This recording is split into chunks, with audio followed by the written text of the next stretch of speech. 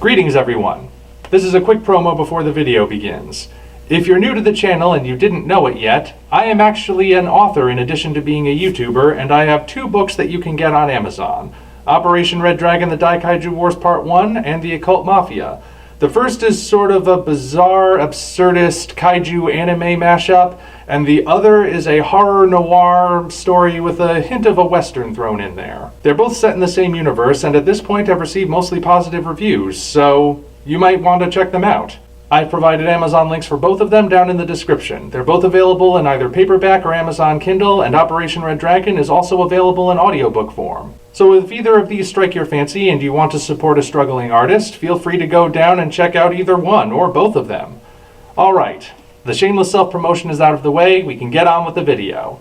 Thank you all for your support. So I know this is a bit of a break from the norm, but I feel like I've got to talk about this because I am an old school Darkwing Duck fan. I grew up with the original series, and well, it's one of my favorite cartoons of all time. Darkwing was my favorite superhero as a child. Other kids were off talking about Superman and Spider-Man and Wonder Woman and all them. I was a Darkwing fan. Where do you think my taste in hats came from? That was part of it. I'm dead serious. I dressed up as Darkwing for Halloween at one point. I unfortunately don't have a photo to show you at the moment because my parents have it stashed away somewhere. If I did have access to it, I would show you. But I am a huge Darkwing fan. Absolutely ecstatic about him. So when it came to the Ducktales reboot, and when I learned that they were going to do a 1-hour special based on Darkwing that might serve as a backdoor pilot for a spin-off, obviously I was there to watch it. I've been watching the Ducktales reboot the whole time, of course, and I think it's a great show. But it was with Darkwing that I felt I finally had to come back and speak about it. I suppose I should say, up to this point, I think the DuckTales reboot has been phenomenal. Like, this is one of the best reboots I have ever seen.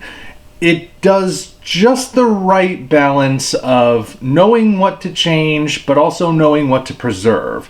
It's clearly made by people who loved the original Disney cartoons, both DuckTales and everything that surrounded it. But it also is written by people who know that there are certain things that need to be updated. Certain things that, in order for you to tell a really good story, need to be changed. And there's some pretty drastic changes that they have made. Giving Huey, Dewey, and Louie individual personalities, for example, that is a huge change. Something that was not part of the original vision for those characters. And yet, it works. Is it the sort of change I'd want to see carried forward? Quite possibly. Sure, having them be a single-minded unit split among 3 bodies works well when it's them versus Donald, but for an actual story like what DuckTales tries to do, you gotta have them be individuals. And that's just one example I can talk about. But at the same time, of course, it knows what to keep intact. They didn't change Scrooge very much. He's still cantankerous, he's still very stingy, he's still recognizably Scrooge. Obviously, because of the story, we get a bit more in-depth about who he is, but he's still recognizably Scrooge. He doesn't change. Donald doesn't really change, but they definitely made some interesting choices exploring him. Like, they didn't change him, but they really got underneath the layers and showed us. It's almost like a simultaneous deconstruction and reconstruction of Donald, what they've done with him. It's actually really impressive. And so, yeah, I really like the new DuckTales reboot. I want to make that clear. And as far as this backdoor pilot, Let's Get Dangerous, it's a good episode. I want to make that very clear. It is a very, very well-made episode, just like everything else in this series has done. However, my views on the reboot's version of Darkwing have been mixed in a way. And it's because I think they took a bit more of a risk with how they decided to reboot Darkwing. You see, for those of you who haven't been following and need to catch up, Darkwing does not actually exist in universe. At first, anyway. When we first learn about Darkwing in this series, which is back in Season 1 when they introduced Gizmo Duck, he is a show within a show. Darkwing Duck was a fictional TV series that Launchpad was a fan of as a kid, and he continues to be a fan of as an adult.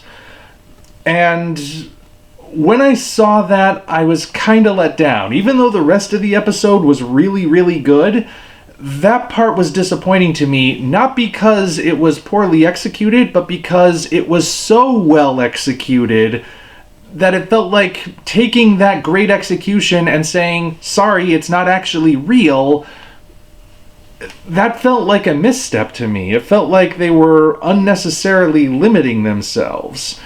However, it wasn't long after that the writer of the episode revealed that he too dressed as Darkwing Duck as a child, and he had a plan. He didn't say what the plan was, but he definitely had a plan, and maybe the door wasn't completely closed on Darkwing being in this series as an actual figure after all. Then Season 2 came along, and we got the story that actually did introduce an in-universe version of Darkwing, while still maintaining the fact that it was originally a fictional show, and it was a brilliant superhero story. Like, I would rank it up there with Watchmen and The Dark Knight Returns.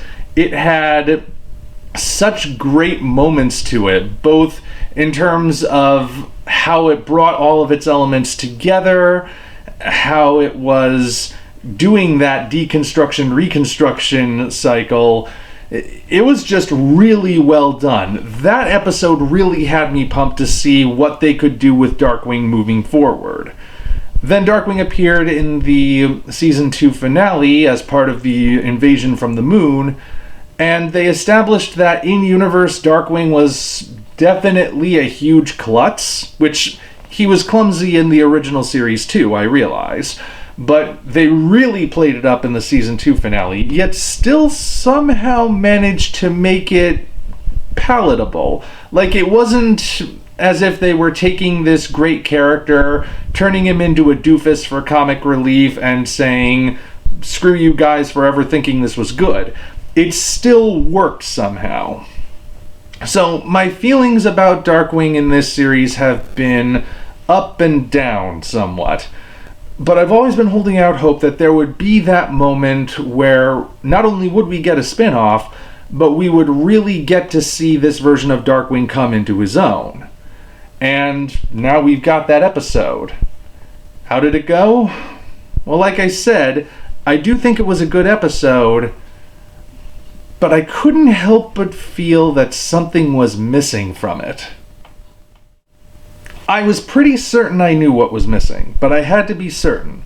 So, to make sure I had all my ducks in a row, I went and watched the original pilot for the series. Yes, I have the original show on DVD. You can't be that surprised. Remember, superfan here. So, I watched the original Darkwing's pilot, and that confirmed what I thought was missing. What's missing is the relationship between Drake and Gosling. Not that there isn't a relationship here, but it's not quite what it was. You see, there are many things that make the original series great, but one of the elements that really makes it distinct is the relationship between Drake and Gosling.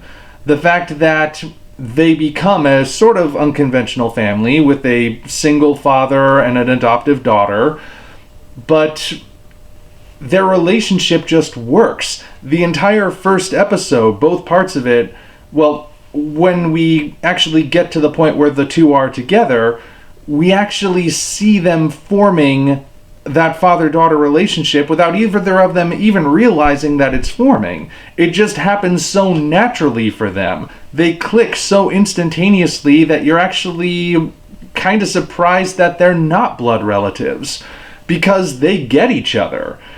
Darkwing is just childish enough to understand Gosling, and Gosling is just mature enough to understand Darkwing, but it's not like they fall into your typical stereotypes where Darkwing is the inept father, or perhaps the tyrannical father, and Gosselin is just the uncontrollable, rambunctious brat. They're both likable characters, they both have a good balance of virtues and flaws, but what really matters at the end is that they found each other and they've become a family. And you really believe that they become a family. If you haven't watched that first episode in a long time, I recommend watching it again. It is really, really good. That is one of those really important elements of the original show. And I just never felt like it happened in this episode. It's like it wanted to happen. You can see moments where Darkwing and Gosselin are forming a kind of bond, but it never quite feels like they get to that same level.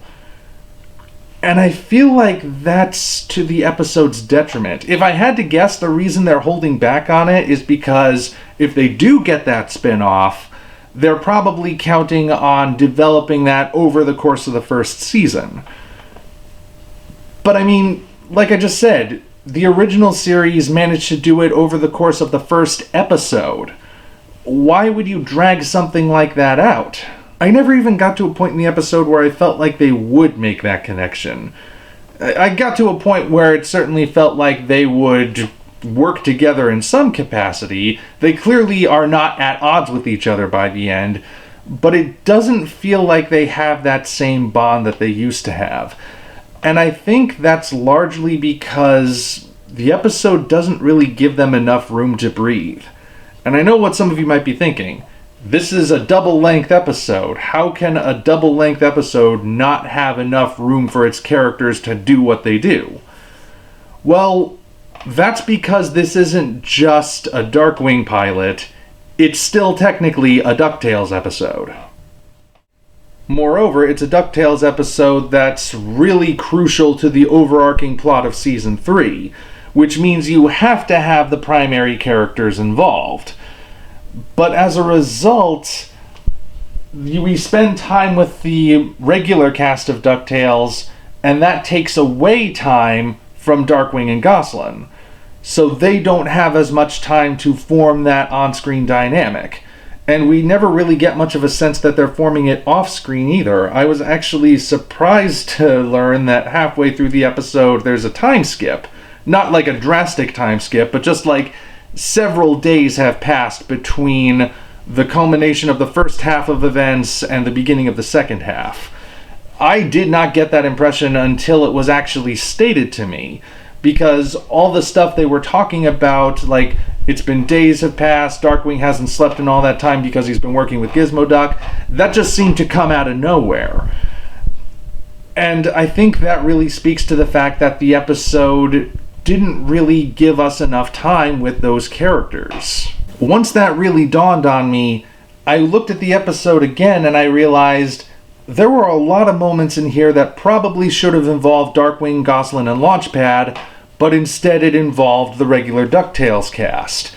Like this scene with Bushroot. They could have easily had that be with those characters. Quick tangent, by the way. Really cool reinterpretation of Bushroot as sort of a monstrous swamp thing, man thing kind of character. It's really too bad we're probably never going to see him again.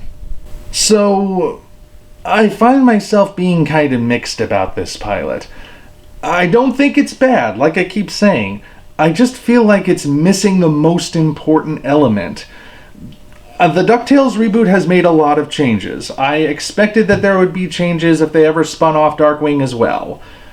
But there are some things you just don't change. There are some things that, if you take them away, they either alter things to the point where they're unrecognizable, or they leave this gaping hole that cannot be filled by anything else. And I feel like taking away that instant connection, that familial bond that forms between the characters, was one of those things that should not have been removed. Since it was removed, I do think it hurts the episode. Like I said, I suspect that their plan is probably to have it develop over the course of the first season. I would not be the least bit surprised if that's what they do. But again, they managed to do all of that just within the confines of the first episode of the original. So what was the point of doing that? I don't know. I hope that if this series does get its own spin-off, it corrects that. Other than that one element, I do think the episode was pretty good. Good storytelling. Funniest part was the whole unmarked helicopter bit towards the end. The character dynamics were still okay, even if they're not quite what I feel they should have been. And there were so many references and mythology gags in this thing, you would think it was a lost issue of the League of Extraordinary Gentlemen. But yeah, that one element, that one missing thing, is keeping me from really loving it. I like it okay, but if it had just kept that one piece intact, I would have loved it. I would have declared this amazing. But that's just where I stand. It may come across that I'm being a bit of a Debbie Downer here, but I can only be honest with you guys, and honestly, I do think this episode took a huge misstep. I feel like this was actually a bigger misstep than setting up Darkwing as a fictional character in the first place. Because yeah, that limits a lot of what you can do as far as bringing back older characters, but at the same time it opens the door for potential new characters to show up. But here, with that one relationship altered so drastically, I don't know, I feel like that's something they probably should not have changed. But anyway, those are my thoughts, and if you have your own, feel free to leave them in the comments section below. Until such time as we meet again, this is the Omni viewer saying, suck gas, evildoers. If you enjoyed this video, you know what to do. Like and subscribe, then go down to the description to find links to follow us on DeviantArt, Patreon, and Twitter. While you're there, you'll also find the Amazon links for the original novels Operation Red Dragon, The Daikaiju Wars Part 1, and The Occult Mafia. 2 books I think you'll really enjoy. Thank you all, and we appreciate your support.